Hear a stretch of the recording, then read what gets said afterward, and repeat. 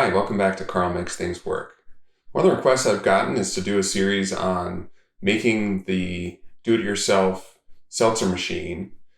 Before I get into it, I want to tell a little story about how it came to be. So we're going to go back in time to 2003. Netflix was a company that mailed you DVDs and you mailed them back whenever you wanted, and that was a new way to rent movies. iPods had click wheels.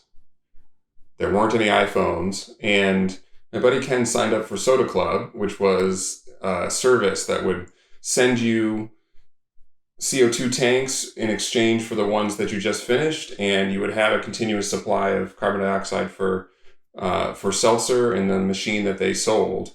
And it's now known as SodaStream. It's very popular. So I started drinking a lot of seltzer. A couple of years later, the Department of Transportation said, Soda Club can't be sending these partially filled containers of CO2 back and forth through UPS anymore. That slight change was enough to make it not really easy for us to always have tanks available, and therefore you end up not having seltzer when you want to, and so then you buy the cans and you get into a cycle of buying cans of seltzer.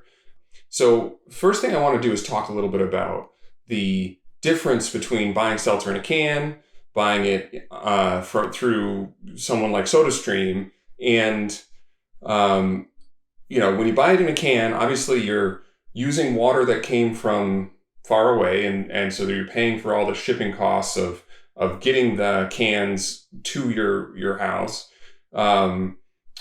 You've creating the waste from the aluminum or plastic or whatever the container is made out of, plus all the waste of the packaging upstream that it came in a box, and then that box was on a pallet, and there's all that stuff. With SodaStream, you eliminate a bunch of that packaging stuff. You still have these small CO2 canisters that are being kind of sold around and shipped around. And you can see SodaStream is about half the cost per pint of seltzer. But then if you go do the math around, if you just were to go get bulk carbon dioxide in a 10-pound tank, around here, the prices have gone up, but even if it was $50 to refill a 10-pound tank, which is quite a bit to pay, I think you can get it for less than that, you end up paying 3 cents per pint of seltzer. So we've got water in our homes. We can get CO2 at 3 cents a pint.